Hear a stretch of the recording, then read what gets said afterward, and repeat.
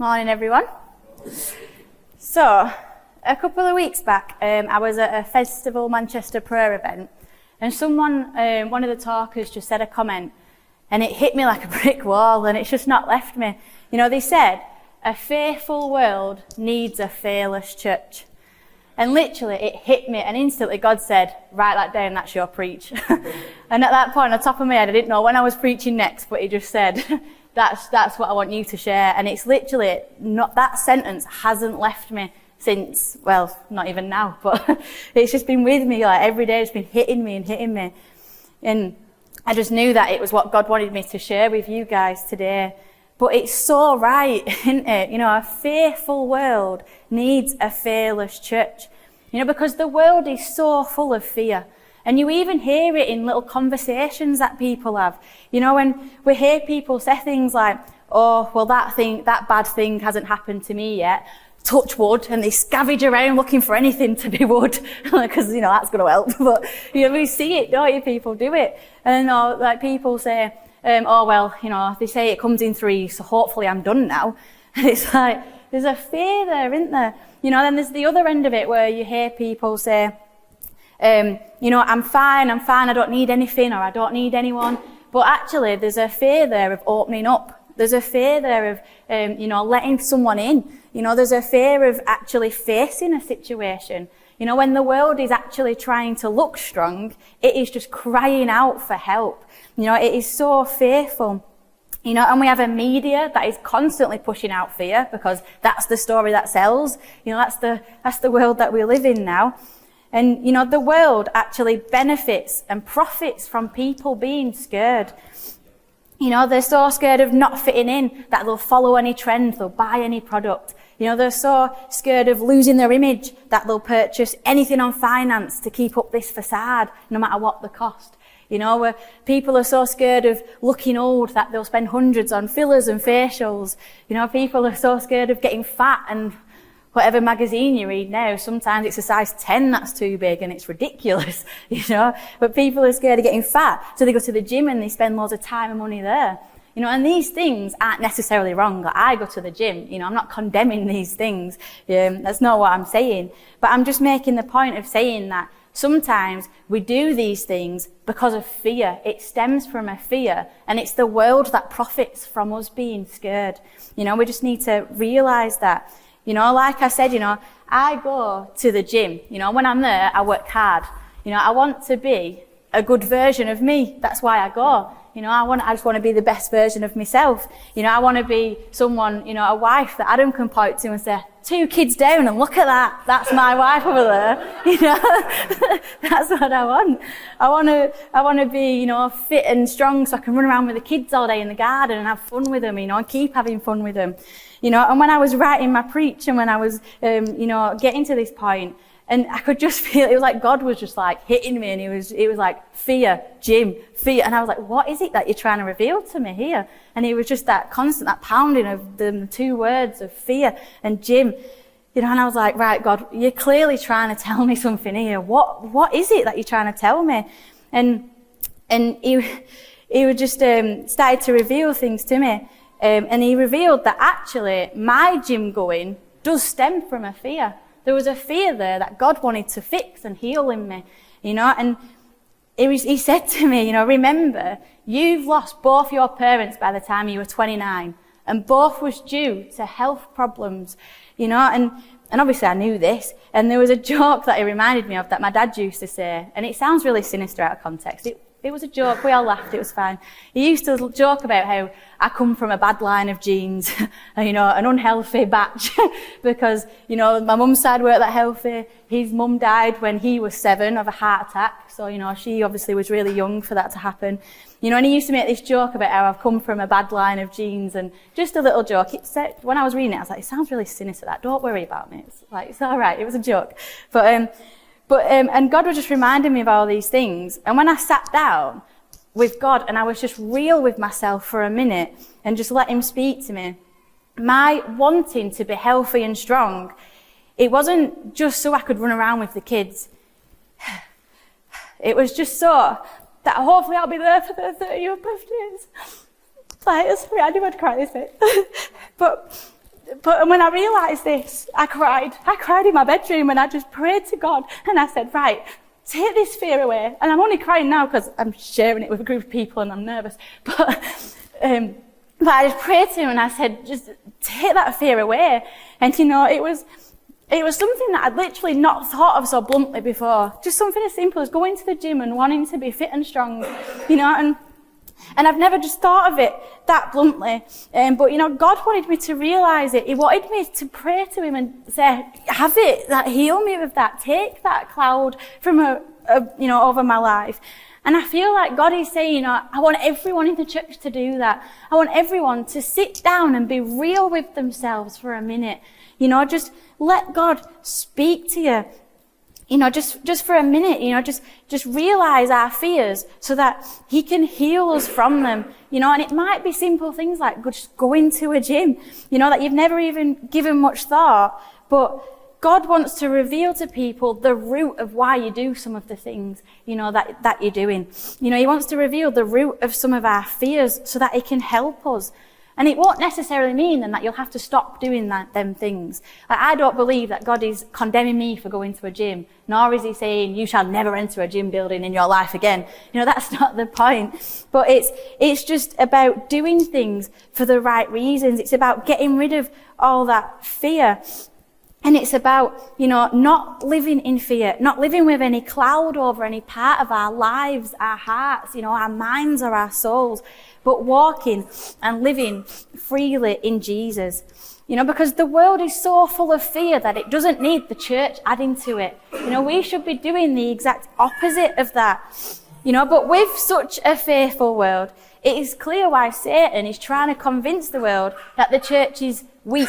It's empty, it's dying, because the world is looking for something strong to help it in its weakness, something strong that they can hide behind or be propped up by, and Satan does not want the world to know that the thing that it's actually looking for, the thing that it needs, that strength, is the church, is God. He doesn't want the world to know that.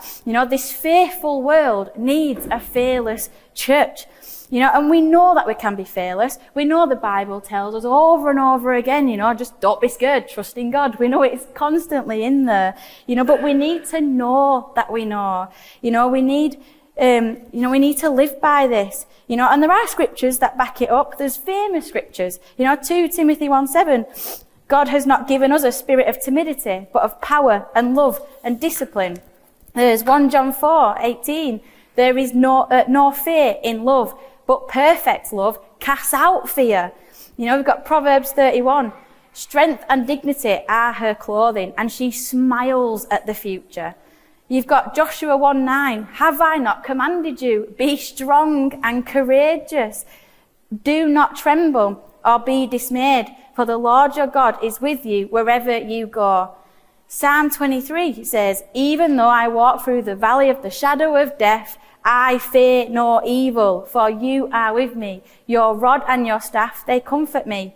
And 1 John 4, for he who is in you is greater than he who is in the world. I can see people saying it along with me. We know these scriptures, and I could go on. There's tons in the Bible that are basically saying, don't be fearful, don't be scared.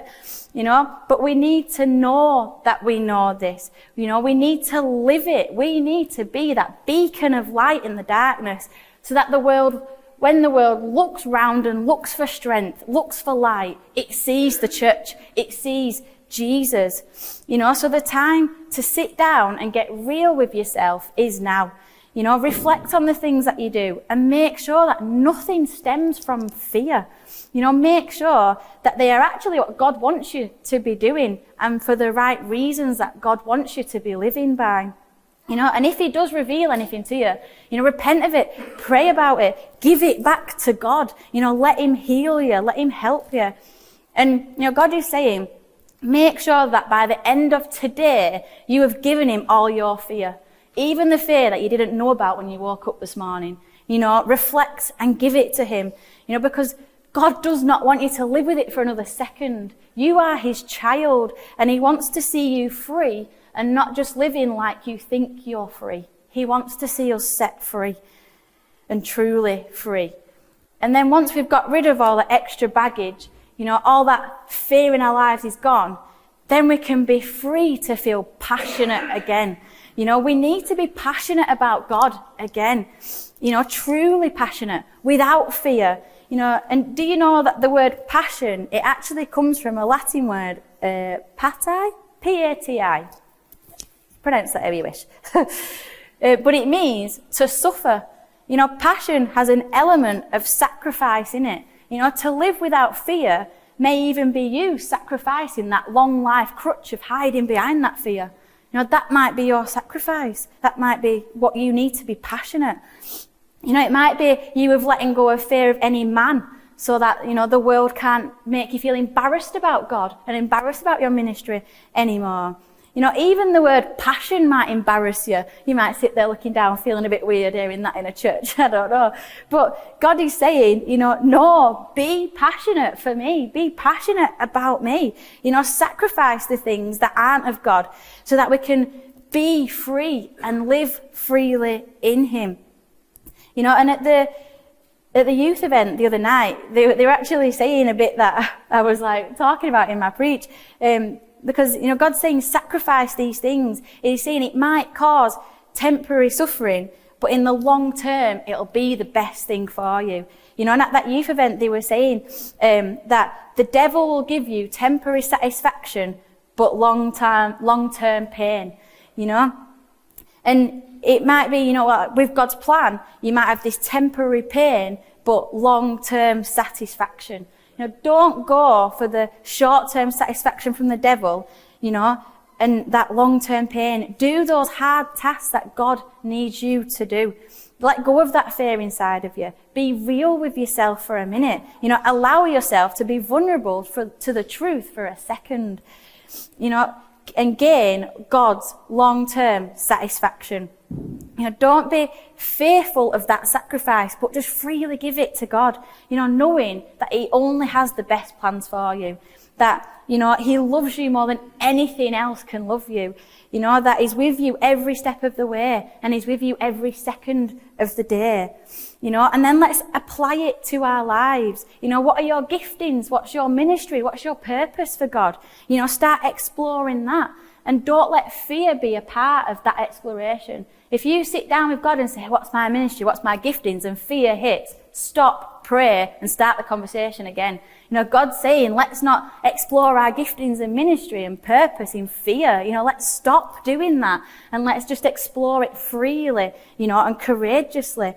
Delve into what they are. Let yourself be passionate about them. And it's the things that we're passionate about that we can't help but share with others. It's the things that we're passionate about that we can't help but just tell everyone about, And the only person that does not want you to share that is Satan, So don't listen to him. Don't get that temporary satisfaction of stepping out of your comfort zone for that long-term pain of, what if I'd have told that person about Jesus? What if I'd ever prayed for that person? Then what ifs that come in when we don't step out for God? Like we said, remember the devil gives us temporary satisfaction, but long-term pain. Don't go for that short-term fix, that short-term, for you, I didn't have to do that. Go for the long-term satisfaction from God, And we also need to make sure that we are passionate about God and not just His work. If you can't sit with God in silence without getting distracted or bored, there is a problem in your relationship with God. And it's just like on a human level, if you can't sit with someone, there's a problem. And it's the same with God. If you can't sit with Him, there's a problem that you need to fix. And in that case, we need to just make sure that we're not just seeking His hands, we're seeking His face. Do we only be with God when He's dishing out gifts? Do we only be with God when He's giving out that warm, fuzzy feeling, that fire inside? Do we only go to Him when we're in a crisis or when we need something from Him? If that's the case, then sit with God today and just seek Him. Don't reach out for His hand, but just look further to His face. Say, no, God, this time I just want to meet with You. I just want to be with You. I just want to get to know You better today. Then your relationship with Him will get stronger and stronger. And then actually being passionate and being fearless will come so much easier to us as well. And I know that, if there is a sacrifice or a fear that you genuinely are struggling to get rid of, then God is on the journey with you. He already knows how you're feeling about it. He knows the struggle. And he's also placed you in a fellowship with tons of people that you can reach out to, tons of people, that you can turn to for help, because none of us are in this alone, and none of us are at the end of this journey. There's no one that this doesn't apply to. There's always something for us to learn with God and do for him. Because God doesn't want us to be comfy Christians. We are his army. We do have a plan. We do have a purpose. We do have a battle to fight. And the battle is the difference between life and death. Some Christians come to the cross, but they won't get on it. It's just like you can't get muscles just by looking at the weights. You need to put some effort in. That's what God's saying. He's saying, come on, let's put the effort in. Let's get right with him. Let's get rid of this fear. We want revival for our town. We've had that amazing video today. We want revival for our town. Imagine all of Rochdale just full of Christians, full of Jesus. What an amazing place that would be to live. That's what we do want that, but we won't see this town revived if we can't even be bothered to revive ourselves. If we won't take the time to let God revive us, how can we go out there and cast out fear if we're full of fear ourselves? How can we go show freedom to others if we're not even free ourselves? How can we do this? Let's get free, let's get revived, and let's get passionate for God, so that we can show this world what it needs to see the church for. Not empty, not dying, it needs to see the church for the light and the strength that it is, so that we can go out there, fight this battle, and save lives. God reminded me when I was writing this preach of a vision that I had during a prayer meeting a few years ago. And it was of our church walking down Halifax Road, and we were covering the whole road, and we were marching down, we were strutting, we were feeling good, and we were singing and we were cheering. And with us were these bright white horses and angels, and they were marching and singing and dancing with us down Halifax Road. And then in front of us were the people of this town walking towards God in front of us with their chained hands up in the air, just pleading with God to break the chains and set them free. And that's why we were all dancing and marching. And in that vision, there was no fear. There was no weakness. The church, us, we had our heads held high. We had our backs straight. We were cheering and marching, with the angels in heaven. And it was an awesome vision. And God is reminding me of it because he's saying that that's still my vision for Rochdale. That's still my heart's desire for Rochdale. It's not gone away, But remember that there was no fear. There was no weakness in the church, in that vision. That's what the church needs to be, not fearful, not weak. It needs, because that's the church that will see revival in this town, because that's the church that's so full of Jesus, so full of light, so full of passion that it can't help but overflow and pour into our area and pour into the people, because we can't help but share it. We can't help but be that light by being us, whereas in our daily lives when we're stepping out. We can't help but be that difference in society, That's the church that will see revival, and that's the church that, we need to be. Because, in this town, they're not going to know about Jesus, and they're not going to know about the gospel if we don't go out there and tell them and keep showing them, and give them the opportunity to experience it for themselves. We need to be that link. God is saying, you're my army, and I want you to be not full of fear, and I want you to go out and show these people what they're missing. We need to get rid of fear today. Take that time to sit with God and just reflect on every element of your life. Just let God reveal things to you that you might not even know about, that do stem from fear, and give them to God today. And let's get passionate again about God. Thank you.